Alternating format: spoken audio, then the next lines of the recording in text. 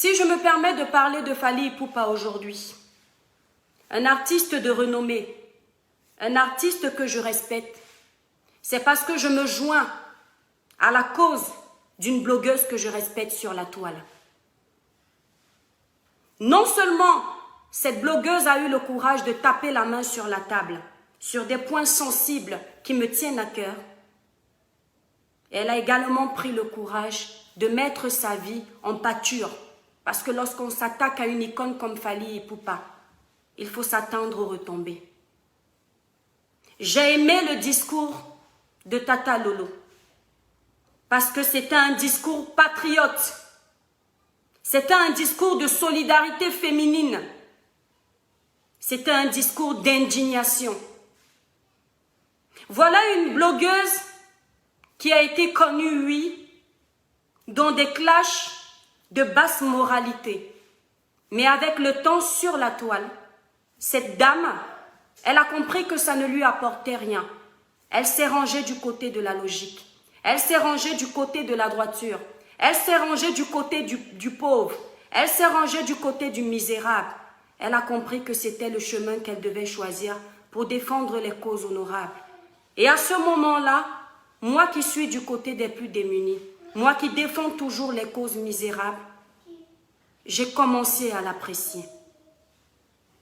Je vois des gens qui insultent cette blogueuse, Tata Lolo, parce qu'elle s'est attaquée à Fally Ipupa. Je tiens d'abord à vous dire le rôle d'un blogueur sur la toile. Mes chères étoiles, mes chers compatriotes, mes chers frères et sœurs africains de partout dans le monde. Un blogueur, selon sa page, se doit de dénoncer les injustices. Il y a des blogueurs qui font dans la comédie, la parodie. Ils parodient des personnes connues. Ils parodient des grandes personnalités. C'est leur rôle. On n'a jamais entendu qu'un blogueur a été arrêté parce qu'un sujet l'a retrouvé sur la toile. Il s'est amusé à en parler. En France, en Europe, en Côte d'Ivoire, au Sénégal, au Cameroun, on voit des grandes personnalités comme Eto'o-Fils qui sont salis, humiliés, bafoués depuis des années sur la toile.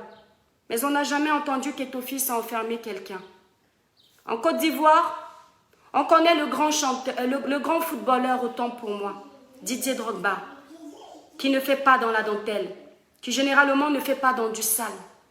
Mais on a vu la vie de Didier Drogba étalée sur la toile, juste à cause d'une petite fuite. Les gens en ont parlé, les blogueurs en ont parlé. On n'a jamais vu Didier Drogba se prononcer, parce que c'est un homme qui a de la sagesse, parce que c'est un homme qui a de la jugeote, parce que voilà quelqu'un qui a compris que lorsqu'on est une personnalité connue, il est normal que, quand notre vie privée est exposée au grand jour, que les gens puissent en parler. Ce que je déplore sur le comportement des Africains. Et attention, je ne stigmatise pas l'Afrique en parlant de ça. Seulement, je ne parle pas des autres pays comme je dis toujours. Parce que je ne suis pas d'un autre pays, d'un autre continent. Je suis du continent africain. Et je connais les fléaux qui minent notre société. Donc, je m'amuse toujours à parler de l'Afrique. Je ne stigmatise pas l'Afrique en disant que l'Afrique est ci, l'Afrique est ça. C'est une réalité. Une réalité que vous voulez faire taire à cause de l'hypocrisie, à cause de la magouille, à cause de la dictature, à cause de la domination due au pouvoir. L'artiste Fally Ipupa a ses problèmes personnels sur la toile. Je ne me permettrai pas de parler de tes problèmes personnels. Peu importe ce que tu as eu, peu importe le nombre de conquêtes que tu as cumulées, ce n'est pas mon problème. Ce qui est mon problème, en tant que patriote, en tant qu'amoureuse de l'Afrique, qui est mon continent, c'est lorsque vous, les artistes, les icônes de nos pays, qui êtes censés respecter l'Afrique, qui est censé donner une image positive de l'Afrique, vous êtes au cœur des scandales sadiques. Vous êtes au cœur des scandales de dictature. Et lorsqu'on veut ouvrir la bouche, on nous demande de nous taire. Moi, je ne me tais pas. Le continent africain est le seul continent où tu es à distance, tu passes un coup de fil, tu peux enfermer qui tu veux. Le continent africain est le seul continent où tu es à distance, tu demandes aux autorités de regarder une vidéo, on appelle l'individu, on ne lui demande pas s'il peut avoir un avocat ou pas, on l'enferme directement parce que Fally Ipupa a appelé.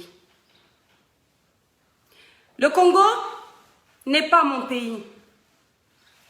Je m'attaque généralement au Cameroun parce que c'est mon pays. Mais si je laisse cette histoire passer, ça veut dire que je suis une mauvaise africaine. Parce que lorsque le Congo pleure, c'est le Cameroun qui pleure. Lorsque la Côte d'Ivoire est en deuil, c'est le Cameroun qui est en deuil. Lorsque le Bénin est en deuil, c'est le Cameroun qui doit se sentir en deuil. Et vice-versa. Etc. etc. C'est pourquoi je parle de ça.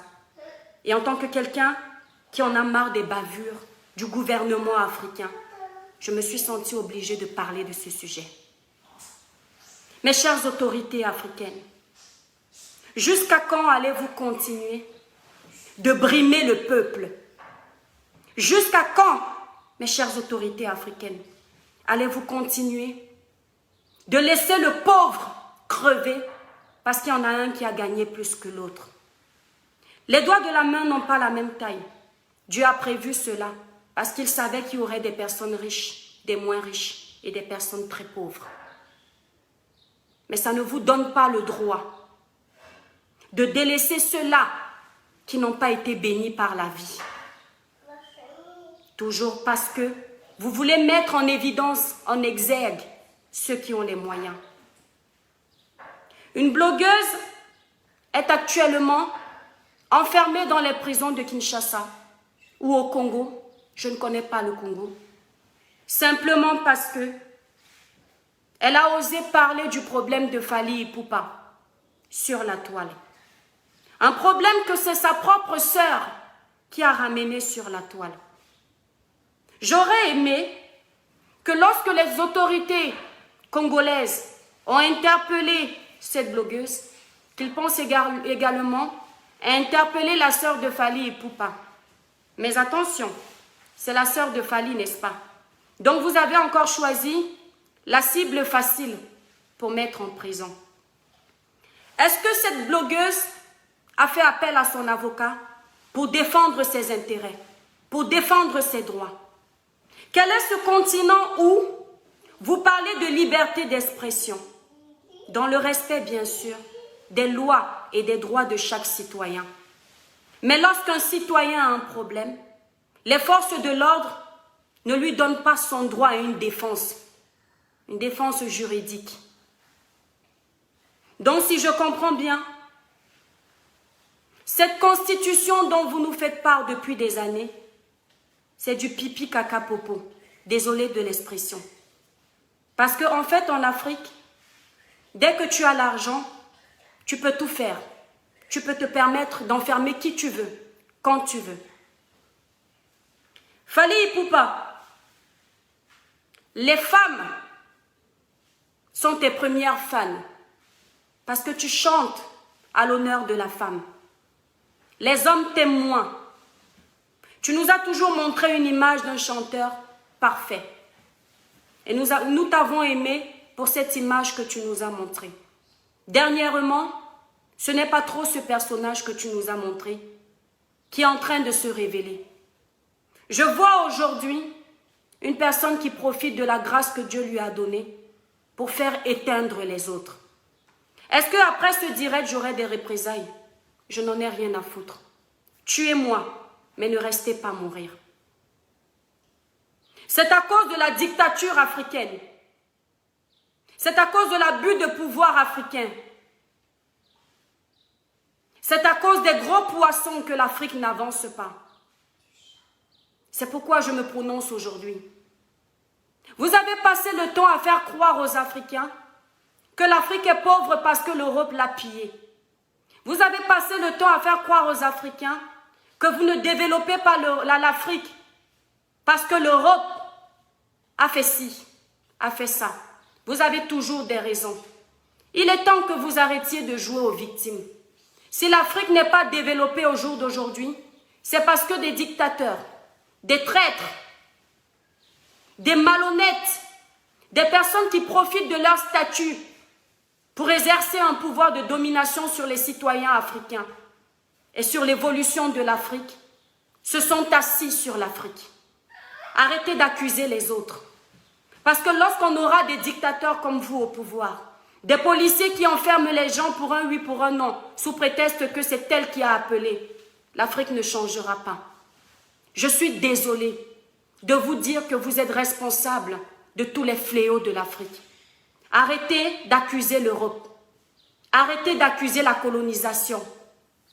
Arrêtez, arrêtez, arrêtez. Nous sommes fatigués. Aujourd'hui, une jeune blogueuse est enfermée en prison.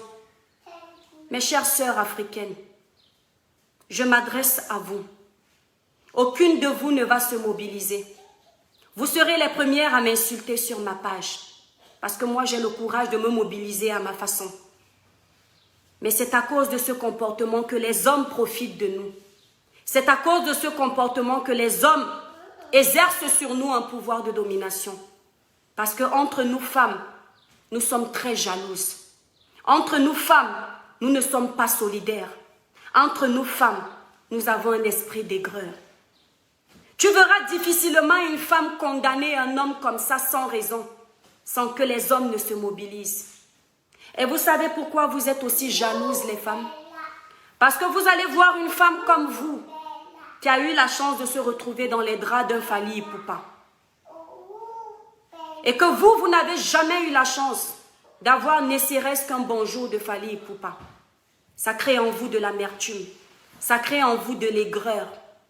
Raison pour laquelle, dès que le premier scandale va apparaître, vous serez les premières, vous les femmes, à jeter les pierres, les insultes, les moqueries sur une de vos sœurs. Parce qu'en vrai, ce que vous aimez, c'est quand vos sœurs souffrent. Parce que sinon, je ne peux pas comprendre comment une femme qui pleure, une femme qui se plaint qu'elle a été humiliée, peut être humiliée sans qu'une femme prenne le courage de dire que non, nous ne sommes pas d'accord. Vous avez fait la même chose au Cameroun et je m'en fous des retombées. Lorsque Nathalie Koa a eu ses problèmes, et je ne vais pas rentrer dans les détails parce que c'est aussi une vie privée, vous vous êtes amusé à la traiter de tous les noms. Vous vous êtes amusé à la salir sur la toile. Vous vous êtes amusé à la traiter de prostituée. Pourtant, vous, au fond de vous, femmes, vous savez que tout ce qu'elle a pu faire comme acte dans sa relation, c'était dans le but de rendre sa relation épanouie. Mais comme vous l'enviez, vous savez que jamais, au grand jamais, aucune d'entre vous ne serait sortie avec un nom comme celui de ... Donc il fallait que vous vous en preniez à elle, alors qu'au fond de vos cœurs, vous saviez que dans ses plaintes, dans sa dénonciation, il y avait une part de vérité. Vous vous rangez toujours du côté des riches. Moi, je veux faire de la musique, n'est-ce pas? Est-ce que vous savez qu'en étant contre Fally Ipupa, ça peut être une porte qui me sera fermée? Parce que demain, un grand comme Fally Ipupa peut vouloir faire un featuring avec moi. Il suffit que quelqu'un lui dise que cette petite peste que tu vois là, elle s'est amusée à parler de toi. Et il dit, allez, dégagez-moi ça de là. Mais en fait, je ne pense pas à ça, moi. Je pense à être dans le chemin de la droiture. Je pense à être dans le côté de la raison. Parce que tant que vous, êtres humains, vous allez continuer à laisser vos dévolus sur les êtres de la terre, au nom de l'argent, vous n'avancerez jamais. Et l'Afrique n'avancera jamais. Si tu veux être pour le changement de l'Afrique, tu dois dénoncer des actes comme ceux de Fally Ipupa. Tu dois dénoncer ce comportement désagréable.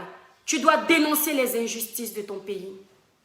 S'il n'y a pas de braves chevaliers, s'il n'y a pas de braves chevalières, pour dire non au régime dictatorial de l'Afrique, il n'y aura jamais de changement. Je m'adresse au gouvernement du Congo aujourd'hui. Nous, les Africains, nous sommes contre cette arrestation. Libérez cette blogueuse innocente. En prenez-vous à vos sales artistes qui ne respectent pas leur vie privée, qui ne la gardent pas pour eux. Ne vous en prenez pas aux blogueurs qui sensibilisent. Les blogueurs ne vous servent peut-être à rien. Mais grâce aux blogueurs, il y a des problèmes qui sont résolus sur la toile. Grâce aux blogueurs, il y a des familles qui se réconcilient sur la toile. Grâce aux blogueurs, il y a des personnes qui étaient prêtes à faire des choses sales. Mais parce qu'elles sont tombées sur une bonne vidéo qui a sensibilisé, qui a conscientisé, elles ont dit non. Je suis sûre aujourd'hui que le fait que beaucoup de blogueurs aient parlé de l'histoire de Nathalie Kowa, il y a des filles qui n'en verront plus jamais leur nudité à des inconnus. Ou alors, qui ne feront plus jamais de vidéos lors de leur ébat sexuel. Mais vous là, vous ne viendrez jamais dire merci, n'est-ce pas? Je ne compte pas rester longtemps dans ce direct, mais je compte simplement dire à l'Afrique que l'Africain est fatigué de ses abus. Nous voulons un pays où les droits sont respectés, où la loi est respectée, où le pauvre peut s'exprimer.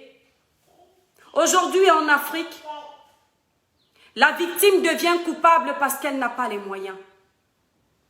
C'est pareil au Cameroun. J'ai vu il y a quelque temps sur la page d'un grand blogueur qui fait du très bon boulot aussi, le Phoenix, un travesti qui est rentré avec son client à l'hôtel. Ils ont fait leurs petites affaires. À la fin, le client n'a pas voulu payer le travesti sous prétexte que c'était un homme. Il ne savait pas que c'était un homme. Excusez-moi, même quand on est travesti, l'homme sait reconnaître à la voix d'un travesti que c'est un homme. Ce que j'ai déploré dans ce comportement, c'est que lors de l'interview de ce travesti, on n'est filmé que le travesti et qu'on ait laissé le client qui a refusé de payer ce travesti. Vous l'avez filmé, vous l'avez humilié sur la toile. Parce que sans doute, lui, n'a pas les moyens. Et vous avez caché le consommateur qui, lui, n'a pas payé ce pourquoi il était accusé. Il a utilisé un être humain. Et je vois un policier qui est en train de rigoler, qui se moque de la créature de Dieu. J'espère que dans votre famille, ou du moins dans vos familles, qu'il n'y aura jamais de travestis, qu'il n'y aura jamais de prostituées, au point de vous moquer des gens et de ne pas faire votre travail. Vous filmez une victime et vous laissez le prédateur s'échapper. Des bavures comme ça, on en voit tout le temps. Et il ne faut rien dire, parce que si on parle de Fally Ipupa, on va prendre mes enfants et les étaler sur la toile. Parce que si on parle de Fally Ipupa, on va encore m'inventer une vie de prostituée. Je suis désolée. La prostitution, c'est le plus vieux métier. Insultez-moi comme vous aurez envie. Traitez-moi de ce que vous voulez. Mais vous n'allez pas m'empêcher de défendre les causes du démuni. Merci à la grande blogueuse Tata Lolo qui a toujours le courage de se ranger du côté du pauvre. On va la traiter de tous les noms. On va lui dire tout ce qu'on veut. Mais il y a une chose. Je la vois toujours du côté du pauvre. Quand beaucoup de blogueurs jouent à la politique de l'autruche, ils se rangent toujours du côté des grands. Elle va toujours chercher le côté du plus faible pour défendre avec ferveur les convictions justes. On a vu ici lors du problème de Sidiki Diabaté. Je ne me suis pas prononcée parce que ce problème était aussi privé. Il n'y avait pas une blogueuse qui n'avait rien à voir avec la vie privée qui était indexée. Mais on a aussi vu Tata Lolo défendre le côté de la victime. Merci beaucoup. C'est grâce à toi, chère grande sœur, chère compatriote, que moi aussi, j'ai décidé de me mobiliser pour faire cette vidéo. D'autant plus que tu défends les mêmes causes. Aujourd'hui, c'est ce que tu fais. Bravo. Merci beaucoup. qui m'envoient des messages. Voilà l'objectif de ma vidéo. Je demande aux grands chanteurs que je continue de respecter. Fally Ipupa, j'adore ta musique. Fally Ipupa, je t'aime comme un grand frère, comme un compatriote africain. Mais ce que tu fais aujourd'hui, ça me peine énormément. Je te supplie, au nom de cette blogueuse, d'enlever ta peine. Logiquement, je n'ai pas à te supplier, parce que ce n'est pas une doléance que je te fais. Ça doit être un ordre.